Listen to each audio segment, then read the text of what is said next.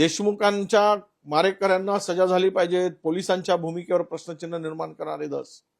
दुसरीकडे मात्र मोठ्या मनाने पोलिसांना माफ करा, म्हणजे एखाद्यांना जीव घ्यायचं पोलिसांनी, त्याला मारून टाकायचं, दलित माणसाला, दलित तरुणाचा खून करायचा आणि त्यांना माफ करायचं मोठ्या मनाने. हे असं माफ करत राहिले तर प्रत्येक कोठडीमध्ये उद्या खून झालेले दिसतील. त्याला सुरेश धस काय त्यांची भूमिका असेल? हे दुपट्टी भूमिका जी काही धसांनी मांडली, हे सरकारच्या इशाऱ्यावर मांडलेली भूमिका आहे. हे त्याचं वैयक्तिक मत मला वाटत नाही. आणि तुम्ही जे प्रकरण आता बीडमध्येच होत आहे, सुरेश धसांच्या संदर्भात आम्हाला फार, मी त्याचं समर्थन केलं. ती जी बाजू मांडत होते, ज्या पद्धतीने ते लढत होते, आता ती डुप्लिकेट भूमिका आल्यानंतर त्याच्या संदर्भात आम्हाला हा माणूस थोडं जातीय विष पेरण्यासाठी असे विषय मांडतो का? हे फार मोठी खेळी करतोय. मला वाटतं की देवेंद्रजींचं अभिनंदनच केलं पाहिजे. मस्तपैकी मराठा यांना जरांगेनं दुसरं नेतृत्व पर्यायी उभं करायसाठी धसांचा वापर केला. धस उभे झालेत, मग धस उद्या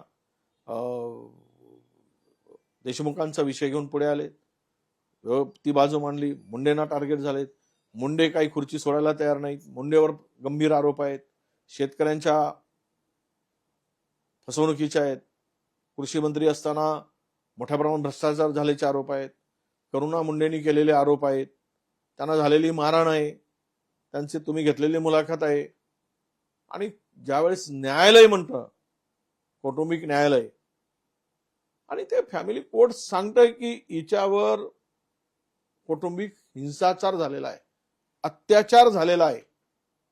एक मंत्री एका महिलेवर हिंसाचार करतो, अत्याचार करतो, हे कोर्ट म्हणतं, तरी त्याचा राजीनामा घेऊ शकत नाही. मी मुख्यमंत्र्यांना सांगतोय, अशा मंत्र्यांना सोबत ठेवून तुम्ही तुमची पद कमी करू नका. सरकार म्हणून कोणाचे असेल, पण महाराष्ट्राच्या जनतेपर्यंत सरकारच्या संदर्भात अशा लोकांना मंत्रिमंडळात ठेवून जो मेसेज काही जाणार आहे, तर लोकांमध्ये जी काही आता भूमिका आणि चर्चा आहे ती या सरकारच्या संदर्भात किळसवाणी भूमिका आहे. अनेकांचं शोषण झाल्याचे आरोप झाले, खुलेआम भ्रष्टाचार केल्याचे आरोप झाले, 2-2 अधिकाऱ्यांच्या बदल्या झाले, सचिव बदलले गेलेत, त्या खात्याचे कृषी मंत्री धनंजय असताना अद्याप राजीनामा घेतला जात नसेल, तर मग धनंजय मुंडेंना सरकार पाठीशी घालतं का? किंवा सुरेश धसांना सांगून आपसामध्ये लढवून सरकार काय इगित साध्य करता येईल हेच कळेन असं झालं. महाराष्ट्रच संभ्रमात पडलाय. इतकी संभ्रमावस्था या राज्यकर्त्यांनी, महायुतीच्या नेत्यांनी महाराष्ट्रात उभी केलेली आहे.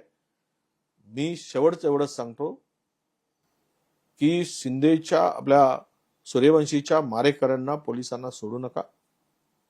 त्यांच्यावर खटले दाखल करा, खुनाचे गुन्हे दाखल करा. हे खून झालाय, हे पोस्टमॉर्टम रिपोर्टवरून क्लिअर झालेलं आहे. आणि दुसरी गोष्ट, याला कुठेही जात पात धर्मपंथ न मांडता देशमुखांचा खून झाला सरपंचाचा, त्या कुठल्याही आरोपीला पाठीशी घालता कामा नये, सोडता कामा नये, कितीही मोठा असू देत. खरं तर कराडांच्या संदर्भात करुणा मुंडेंनी केलेले गंभीर आरोप हे सगळ्यांच्या पुढे तिने सगळं मांडलेलं आहे. त्याबरोबर कराड नावाचा ग्रस्त धनंजय मुंडेंचा कंठस्थ आणि जीवलंग मित्र होता, हे काय लपून राहिलेलं नाही. आणि तो त्याची सावली होती, तो हे सगळं ह्या इशाऱ्यावर चालत होता. हे संपूर्ण बीड जिल्हा चर्चा करते. घरात वावर होता, प्रॉपर्टीमध्ये शेअर होता, अनेक उद्योगामध्ये भागीदारी होती, आणि तरीही म्हणतात की माझा सहभाग नाही. एवढी बदनामी महाराष्ट्रामध्ये मंत्रिमंडळातील एका मंत्र्याची होताना आम्ही कधी पाहिली नाही. शर्मेनं माल खाली घालावी, तरी जर तो मंत्री वर मान करून फिरत असेल तर महाराष्ट्र कुठल्या दिशेनं घेऊन चालला याचं उत्तर त्यांचं तोंड बघितल्यानंतर कळतं.